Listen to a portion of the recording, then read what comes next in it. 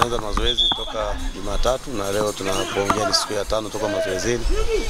Na lengo kubwa ni kuhakikisha kwamba huu muda wa mapumziko tunautumia vizuri, kwa maana kwamba kuandaa wachezaji kimwili, kiakili, kimbinu, kuhakikisha kwamba michezo iliyosalia kwenye ligi kuu basi tuweze kufanya vizuri. Na kama unavyojua tuna michezo 7 na katika hiyo michezo 7 tuna michezo 5 nyumbani na michezo miwili away. Kwa hiyo yote tunahitaji kufanya vizuri, tunahitaji kushinda, lakini vile vile bado tuna mashindano ya FA ya CRDB.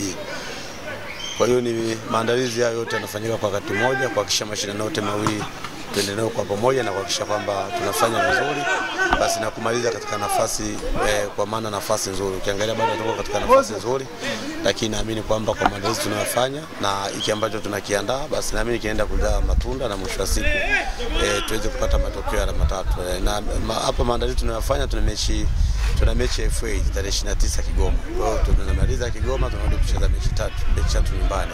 Tarehe 2 tuna mechi na Namungo. Kwa hiyo ni mechi muhimu zote hizo na zote tunahitaji kufanya vizuri, tunahitaji kupata matokeo mazuri. Ili upate matokeo mazuri ni lazima ufanye maandalizi mazuri. Kwa hiyo sisi tuko mazoezini hapa na vijana ili kufanya yale ambayo mistake ambazo zilijitokeza katika michezo iliyopita basi tuweze kuifanyia kazi, kwa maana kwamba kwenye mapungufu yaliyojitokeza lakini pale kwenye mazuri pia basi tuweze kuyaongezea na mwisho wa siku tuweze kupata faida katika michezo iliyosalia.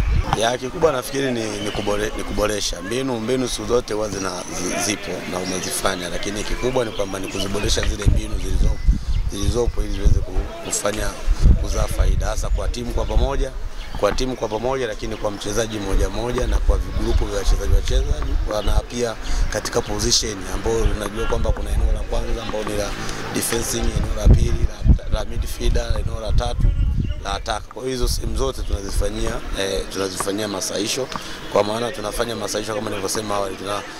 Kuna mazuri ambayo tumeyafanya mazuri, kwa hiyo yale mazuri tunaendelea kuyaboresha, lakini yale mapungufu pia tunaendelea kuyaondoa na kuyapunguza ili mwisho wa siku yasiendelee kutuletea madhara. Kwa hiyo kama unavyojua kwamba kwenye mpira mapungufu hawezi kuisha, lazima yawepo, lakini kikubwa ni kwamba lazima uyapunguze, aidha kuyaondoa ili yaweze kusababisha kwamba timu yako iweze kufanya vizuri katika michezo ambayo unaenda kushinda.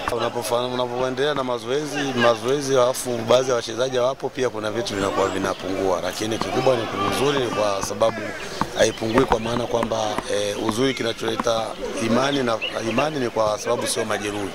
Angekuwa majeruhi wachezaji hao basi tungesema kuna kitu kitatuasili sana, lakini wako kwenye mazoezi wanaendelea na uzuri wanaenda kucheza mechi za ushindani, mechi za kimataifa za national team.